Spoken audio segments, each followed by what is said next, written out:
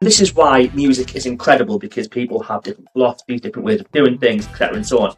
But I would I would have so much anxiety to record a song if I hadn't played it live before and hadn't really sort of squeezed all the juice out of it to see like is this getting the most emotional impact that I can? Is this communicating to people as much as it can? So yeah, I'm definitely in that camp of I want to play a song live a few times before I record it. We did with these some of the new songs that were recorded. We'll play them live Very quickly we did, yeah. so, Yeah. and we got a really good reception. So at least we know the new songs are good enough. Yeah.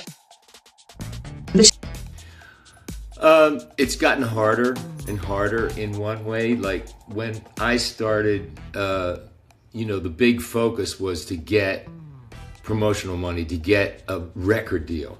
And that's pretty much gone away unless you're really, really like writing pop and involved in people that are involved with Universal. Universal's pretty much swallowed everything else.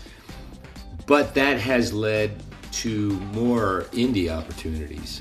So, a little bit more work for the musician, but it's different work, it's different focus.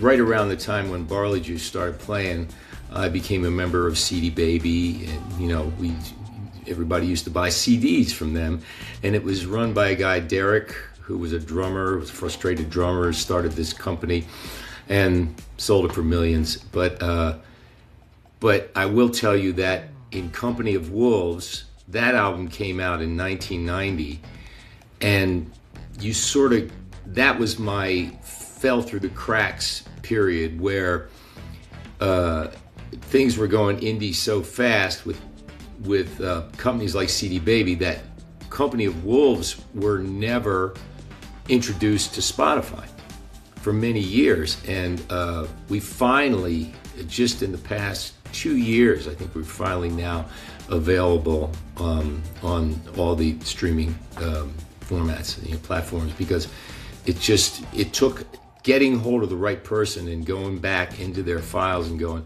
oh, okay, yeah, we own this. Yeah, we could make money off of this. Yeah, we should release it digitally, It's kind of that a little bit like EPs. I feel like you're talking about your attention span. That's everybody. Like we're competing with the smallest attention span that I've ever noticed in my life. Like globally, like everybody's just like, I need instant gratification immediately right now. If you don't catch me in the first 6 seconds, I'm out.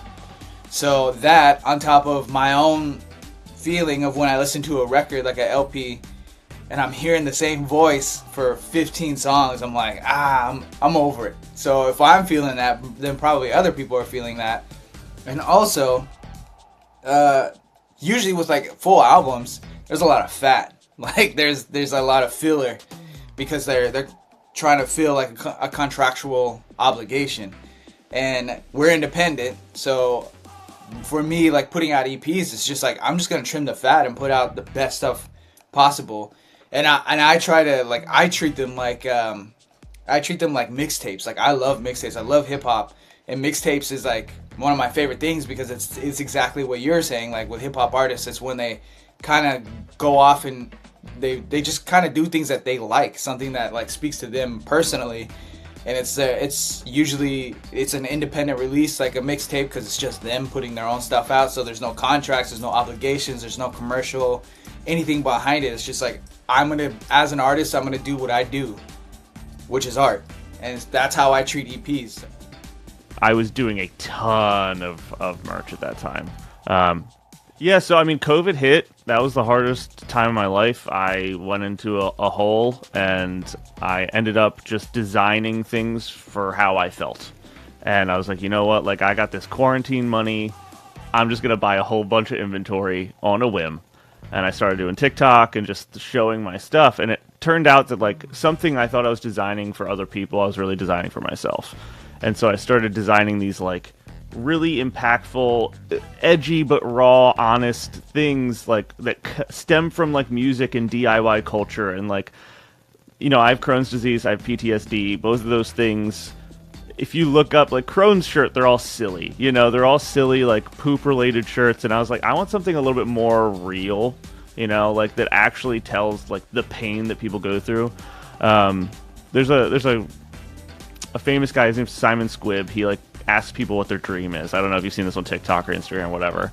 But one thing he said that like has stuck with me since I heard it was like, you have to give your pain a purpose. And so that's what I did.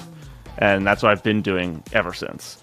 And that's how I got here. And so now I have this huge clothing brand. I'm working with tons of different artists now. I've expanded from my basement in Baltimore to a garage in Port Richey, Florida. Now I have my own storefront, and I'm too small for that now too. So I'm looking at other locations.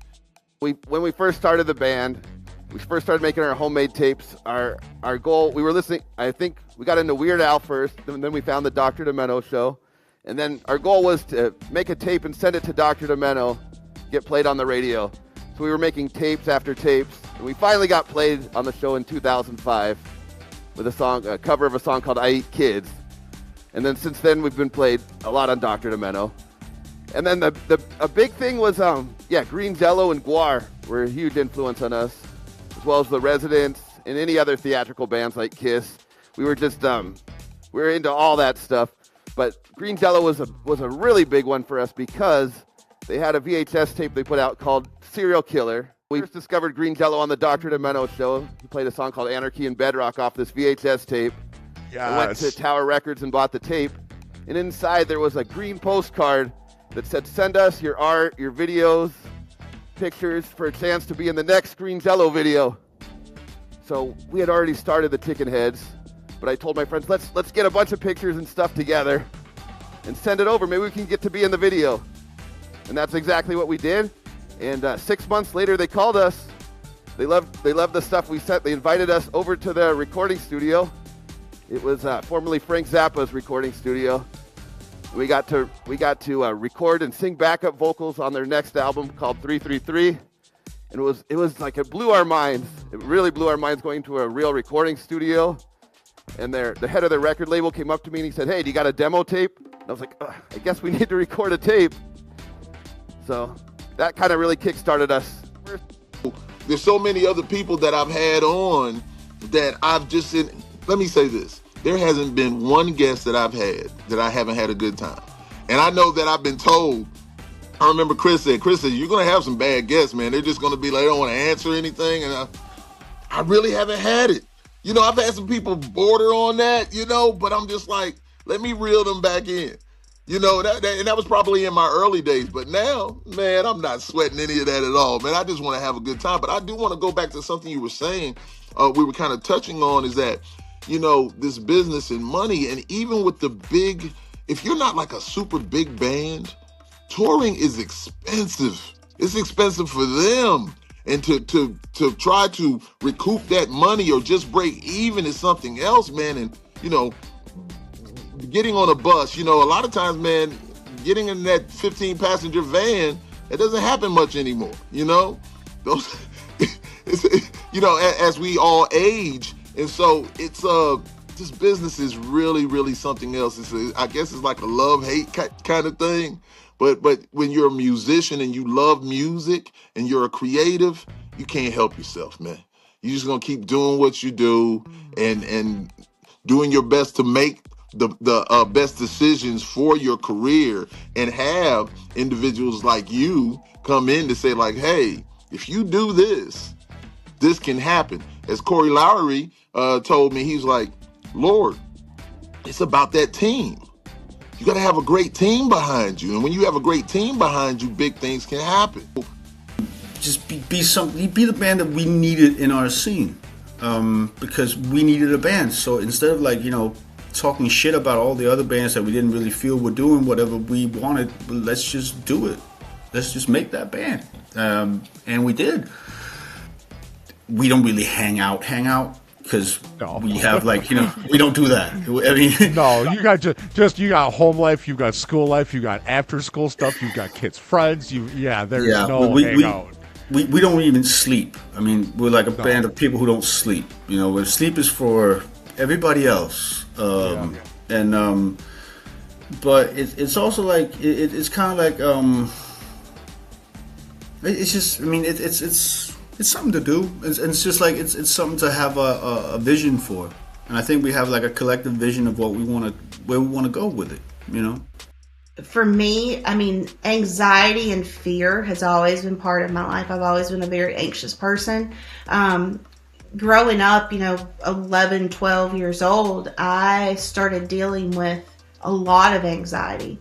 Before then, I had been doing solos and singing out and just never had any thought about it. It was fun. It was what I was doing. And, I would go out and not think twice about it. And then I remember after my grandmother passed away when I was 10, she was kind of my buffer to, I think, so much stuff. And so when she passed away, it was sort of like the world, my eyes opened to the world.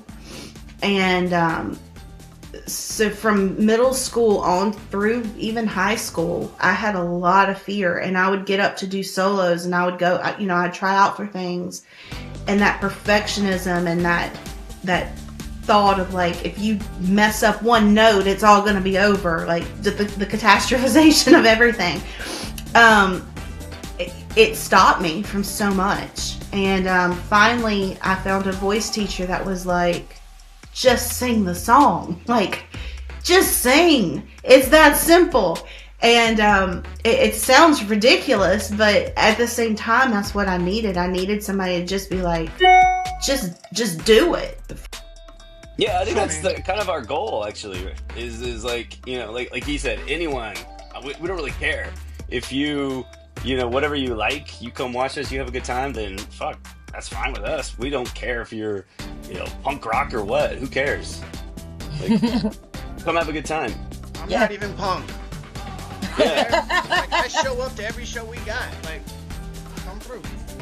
Some of them. Well, and that's awesome. I love seeing that because here in the U.S., the gatekeeping is getting so bad. It's just different here. There's people that they're always going to try to like seize a little bit of power, and like they find their little thing and they want to keep people away from it. Like that happens everywhere. Yeah, exactly. That's kind of like what we want to do, like with a lot of the like bands we play with too. Like we want people to know about them too, because if they find success, then everybody finds success. It helps everybody. Like what's the point of just competing? Is so stupid. Yeah.